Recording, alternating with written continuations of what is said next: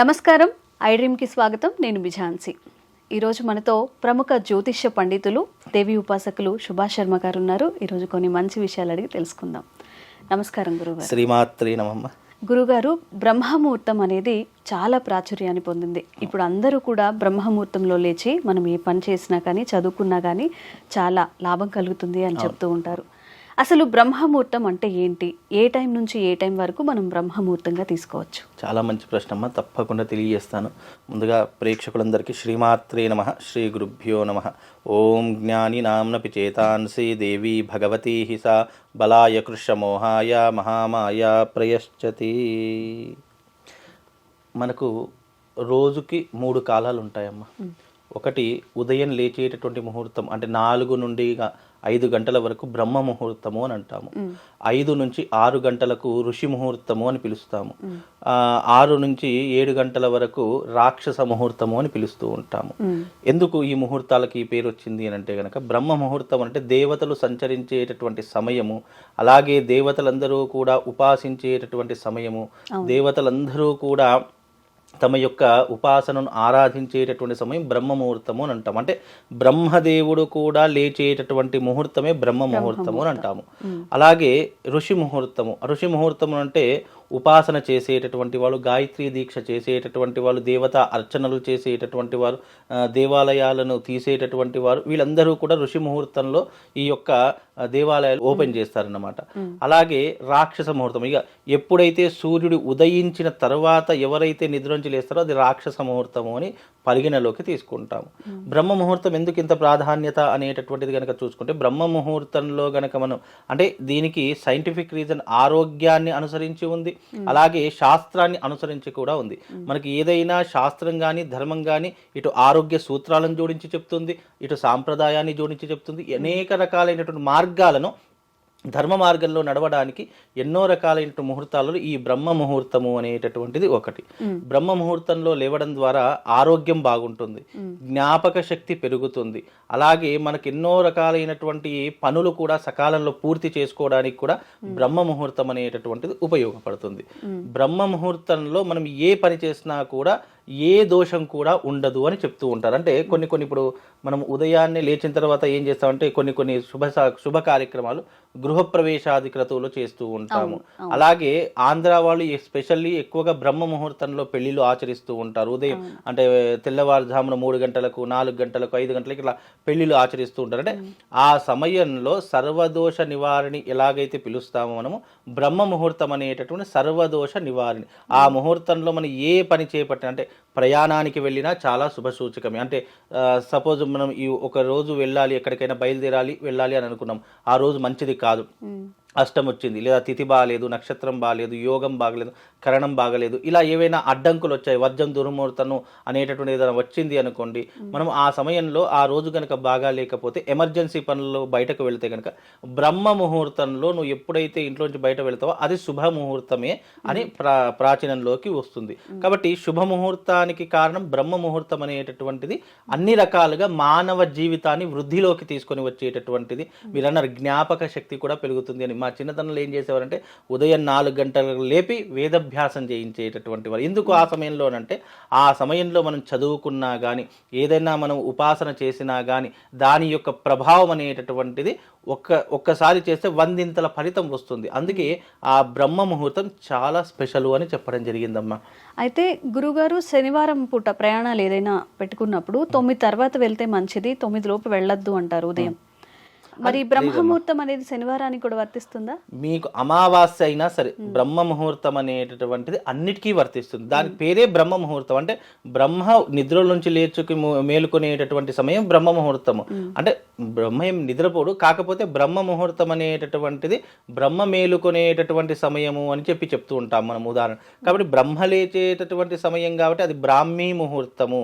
అంటే ఆ సమయాలలో మనం ఏ పని చేసినా కూడా అందులో తప్పకుండా విజయం చేయకూడదు. ఇప్పుడు సపోజ్ మనము ఎక్కడికైనా పెళ్లి చూపులకు వెళ్ళాలి అని అనుకోండి, అయ్యో ఈ రోజు వెళ్ళాలి, ఈ రోజు మరి వారం బాగాలేదు, తిథి బాగాలేదు అని అనుకున్నాం అనుకోండి, ఉదయం బ్రహ్మ ముహూర్తంలో బయలుదేరితే నీకు తిథి వార నక్షత్ర దోష ముహూర్తాలు ఏమీ కూడా అంటవు, అసలు ఏమీ ఉండవు. అసలు అది సర్వదోష నివారణ. దానికి ఎలాగైతే మనకు ఈ దోష ముహూర్తాలు ఉండవు అని అంటుంటాం చూసా, అందులో ఈ బ్రహ్మ ముహూర్తం అనేటటువంటిది ఒకటి. బ్రహ్మ ముహూర్తంలో లేసి నువ్వు ఏ పని చేసి, ఇప్పుడు ఉదాహరణకి ఎగ్జాంపుల్, నీ జీవితం బాగాలేదు, నీ జీవితంలో అన్ని కష్టాలు అవుతున్నాయి, అన్ని ఇబ్బందులు అవుతున్నాయి అనేటటువంటి నీ జీవితంలో ఏర్పడినైతే బ్రహ్మ ముహూర్తంలో లేచి నువ్వు ఏదైనా ఒక దేవత ఉపాసన ఆచరించుకో.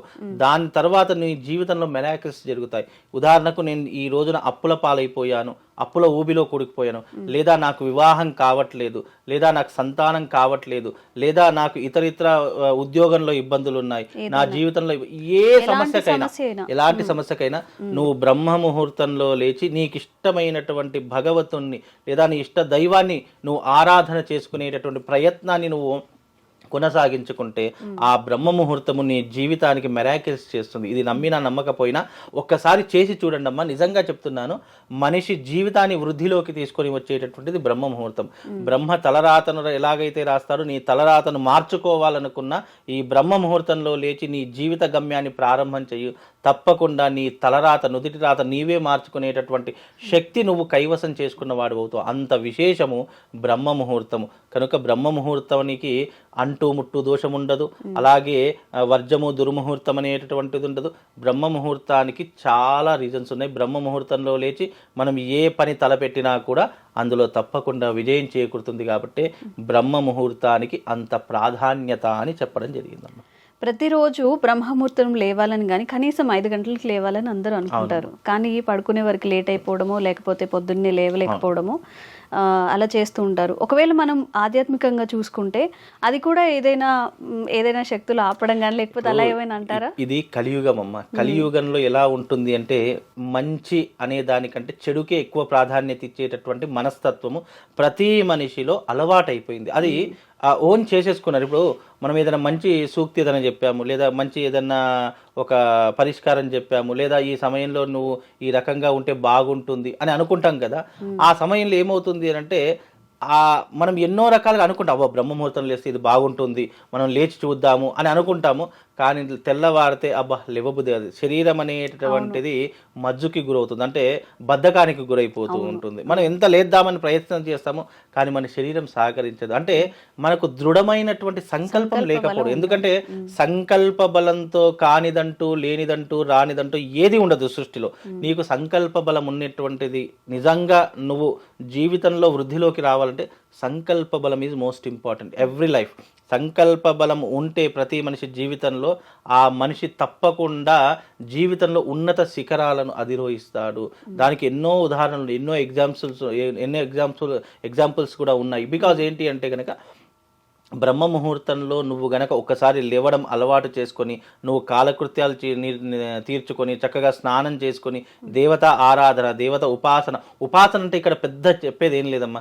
నువ్వు ఏదైతే ఇష్టదైవాన్ని పూజిస్తావో, లేదా నీకు ప్రతి మనిషికి ఒక ఇష్టదైవం ఉంటుంది. కొంతమందికి వెంకటేశ్వర స్వామి ఇష్టం ఉంటుంది, కొంతమందికి ఆంజనేయ స్వామి ఇష్టం ఉంటుంది, మరి కొందరికి అమ్మవారి ఇష్టం ఉంటుంది, కొంతమందికి శివుడు ఇష్టం ఉంటుంది. ఇలా నీ ఇష్టదైవం ఏదైతే నువ్వు ఎక్కువగా విశ్వసిస్తావో, నమ్ముతావో, ఆ దైవ ఆరాధన చేసుకుని ఉపాసన చేసుకో. అంటే ఆ దైవ నామస్మరణ ఉచ్చారణ చేసుకో ఆ సమయంలో లేచి. దాని తర్వాత నీ యొక్క జీవితంలో ఏ పనులు ఉన్నాయి, ఉద్యోగంకి వెళ్తావా, లేదంటే వేరే బిజినెస్కి వెళ్తావా, పనికి వెళ్తావా అనేటటువంటిది ఆ రోజు ప్రయత్నపూర్వకంగా చేసి చూడండి. ఇది 41 రోజులు పాటించి చూడండి. మీ లైఫ్లో అద్భుతాలు జరగకపోతే నన్ను అడగండి అమ్మ. ఇది 100% నేను ఖచ్చితంగా షూర్గా చెప్తున్నాను. 100% మీ జీవితాన్ని వృద్ధి చేసుకోవాలంటే మీరు బ్రహ్మ ముహూర్తంలో లేవండి. కనీసం 4 గంటలు కాకపోయినా 5 నుంచి 6 గంటల మధ్యలో లేచేటటువంటి ప్రయత్నమైనా చేయండి. ఎందుకు అంటే ఇది కలియుగంలో చెడు ప్రభావం అనేది మనిషి మీద విపరీతంగా ఉండేటటువంటి అవకాశాలు ఉంటాయి. ఆ చెడు నుంచి నువ్వు అధిగమించాలి, నెగిటివ్ నుంచి నువ్వు పాజిటివ్ ఎనర్జీలోకి రావాలి అంటే నీకు ఈ టైము నీ జీవితానికి కలిసి వచ్చేటటువంటి టైం. చాలామంది ఏమంటారంటే ప్రతి మనిషికి ఒక రోజు రావాలి, ప్రతి మనిషికి ఒక టైం రావాలి అని అంటారా. ఆ టైం ఇదిగో ఇలా ఉంటుంది. ఈ టైంలో నువ్వు తప్పకుండా నీ కార్యదీక్ష సాధించేటటువంటి ప్రయత్నం చేయు. తప్పకుండా ఆ భగవంతుడి యొక్క అనుగ్రహంతో నీ జీవితంలో ఉన్నటువంటి కష్టాలన్నీ పోగొట్టుకోవడానికి నీ జీవితం ఒక మార్గదర్శకంగా అవుతుంది. నీ జీవితంలో ఒక్కసారి ఆ మెరాకిల్ జరిగిందంటే నువ్వే ఇంకో 100 మందికి చెప్పేటటువంటి ప్రయోజనం కలుగుతుంది. కాబట్టి నువ్వు ఆచరించి ఆ యొక్క ఫలితాన్ని ఇంకో 10 మందికి తెలియజేసేటటువంటి ఫలితాన్ని నువ్వు ఏర్పరచుకో. తప్పకుండా వాడికి శుభము లాభము 2 కూడా కలుగుతాయమ్మా. బ్రాహ్మీ ముహూర్తం గురించి చాలా చక్కగా చెప్పారు గురుగారు. ధన్యవాదాలు. శ్రీమాన్.